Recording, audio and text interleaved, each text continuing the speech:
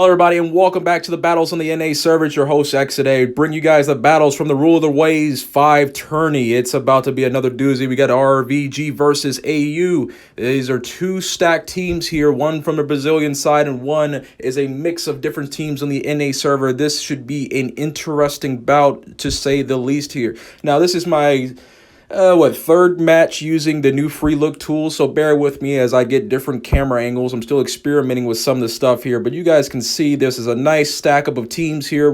I think we're on a good looking map here. A and B looks like there's a staggering going on here. If you're looking at the mini map up top here, it looks like they're splitting the A and C caps. It looks like to start capturing those first. Now this is pretty big when it comes to domination maps, where if you can capture the caps first, normally this puts you in a really good position. So mainly it puts the team, you on the offensive side and the other team on the defensive side, as long as you can hold these caps and make the team push, because this is the difference between an encounter and a domination style, where the other team is made to push for those points. And you can see 1 to 2 in terms of the caps. So you can see AU already has the lead here in terms of the point system, but we're going to have to see how exactly this is going to play out here, because now it's a game of who's going to play the best chess game of them all here as well. It's going to come down to, you see a good sort of torpedoes coming in that direction. Looks like he's trying to catch the Roma off guard. I'm not sure if the Roma's going to take those or not. Looks like he's not. Looks like he's turning inward to the mountain here. I'm going to try to get a better angle of what we got going on. So you can kind of see, looks like the ships are all pointed toward heading to the sea cap. So it looks like the main force of the battle is going to happen somewhere around B, this little inlet between B and C. So it looks like this mountain right here off to the side is what's going to determine who plays that the best. Is what's going to determine who's going to win this match for the most part. Because it seems like their battleships, all the main firepower is situated right here at C cap, and it looks like they're not giving that up. And it looks like our RVG might try to press that envelope there. You can see, I'm gonna get another overview top look here. It looks like okay, here we got a nice branch. So it looks like they got a pincer, a slight pincer going on here. There's a Benson being chased off towards C cap. I'm not sure if he's gonna go and recapture C. This could put his team up if he goes in that direction, but I'm not sure if that's the, he might be making it. He just dropped torps in the water. It depends. If this Benson hitting speed, he looks like he's hitting speed boost. I can tell barely from the overview view. He's going to miss that one there. I'm going to try to get a better view here back on the Benson. The Benson is making a cap toward B cap. Looks like it's switching to RVG side here. RVG is going in for B, C, and A all simultaneously here. We see all three caps are flipping in their favor here, but looks like they got one ship. I'm looking off to the left right. There's one ship down. Yep, that's the first blood there. That puts them one ship down, puts AU up a ship there. So they've lost a battleship. That is a crucial amount of firepower gone in the first 3 minutes. There's another ship there. That one is now from AU. So now they're even in terms of the amount of ships lost. But you can see the battle's still close, so there's no clear decisive winner just yet, because the caps are currently in RVG's favor. But this match can turn either way anytime, depending on how they play this. And you can see the Benson, looks like these destroyers are trying to play. This is interesting here, because with no carriers, that Benson is left to his own devices here, so he can be a really big terror for these battleships if he plays it correctly. These battleships might lose a lot of health. We want to see how these torpedoes do on this. And that's gone. Alabama's out of the match there. Oh, man, I'm liking this free look, man. I'm really loving this free look. But look, you can see there's a Chapiev. So this is the pincer I was talking about here. The Chappie is coming from behind and laying fire right on this ship right here in the middle. That B cap is deadly. Yep, he's gone as well. So now this, there is a lot of blood going down in the water here. A lot of ships being lost. AU is now currently up. Like I said, guys, it's 502 AU, 374. Oh, my goodness. It's 460 now. Then this match is getting closer and closer. Like I said, this is going to come down to who can kill who. You got a minute left right here. So who plays what is what's going to really determine who's coming away with this win and who's not. It can go either way at this point. I mean, you do have the ship advantage over it. Now, it looks like there's this Chapiev caught in B cap right here. I'm not sure if he's going to be able to make it out. It's all going to depend on how can he maneuver between these rocks or not, but I'm not sure if they'll give it to him. It looks like a lot of firepower in this direction. I'm not sure he's going to make it, ladies and gentlemen. And he's gone. He is gone. 596 to 517. 19 seconds left in the match.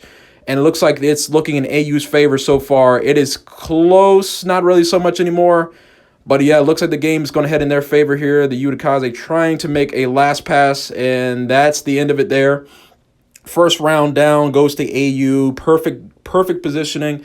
I mean, you could tell, like I said, a lot of the fighting was over there in B cap. C cap and B cap was the main course of that fighting. Good job there. GG's to those guys for pulling that off. Now we have the second round match on Neighbors map. This is I would say I'm actually okay with this map. I actually kind of like its setup. C-Cap seems to be the most formidable in terms of where the islands are sitting at, so it makes for a really good holding position at C-Cap. A-Cap is really good for destroyers. There's not a whole lot of islands. There's islands surrounding the cap, so it's really good for destroyers around A-Cap. And B-Cap is mainly geared toward, can destroyers either sneak cap it or where the fighting will probably happen. And it looks like the main course, it looks like they're trying a similar strategy before, where they're going to split the caps, send a main force over to one cap, and then send sort of like an expeditionary or a sort of a flanking force off to another cap. Now, I do like the flanking force idea.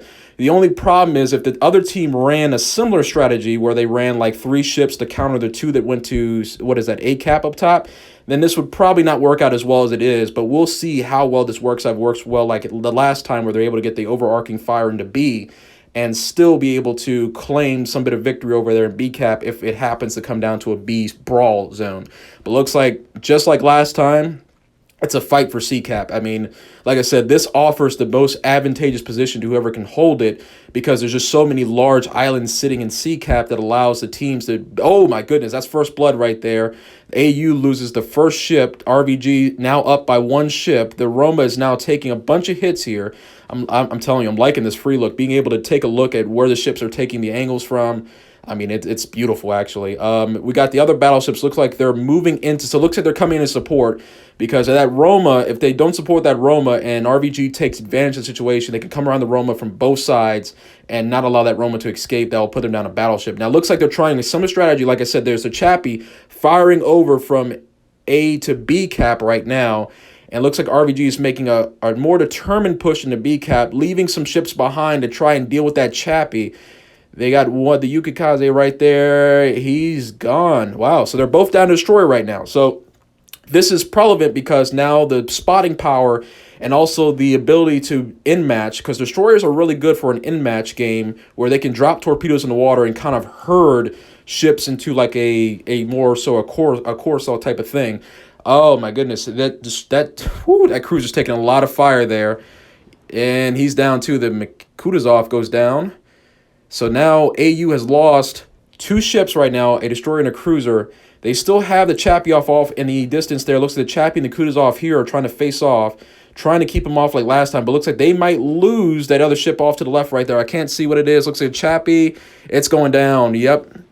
It is going down. So now it is even. So these guys are doing a really good job of making sure if someone goes down, someone else is going down shortly afterward. There is no delay in play here, it seems like. So these teams are pretty evenly matched when it comes to not only strategy, but also lethality. And that's a big thing when it comes to these type of competitive environments.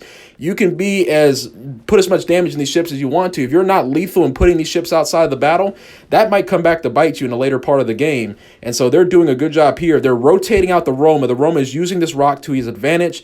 He might get caught off guard. Wait a minute, that's something smoking down there. There is something smoking by the Richelieu. There's torpedoes going in. Oh my goodness, that Rich is down. Now, this is where it gets interesting, guys. This is where it gets interesting here because the Roma is now out in the open. That Alabama has plenty of health left. What are they going to do about this? Because right now, it is 497 to 435. It's close. I'm telling you, anybody's game at this moment. It's a lot closer than the last one was. And you can tell, like I said, it's really a slugging match for health. Who's going to kill who? And it all depends on if this destroyer right here, what can he land? Can he land these torpedoes before this Alabama is able to take him out? We shall see. We shall see. I don't see a kill card up yet. I'm going to see what the destroyers... Oh, looks like some of the deep water torpedoes. Seems like they kind of graze the Alabama here. He might get the kill. I'm going to go check on this over here. We got a nice battle going over in B cap where you have the, let me see here, this is a Benson rushing a Rich. Now the Rich is trying his best to back up. He's using one of those old tactics, keeping that space, keeping that nice cushion in between him and the Destroyer.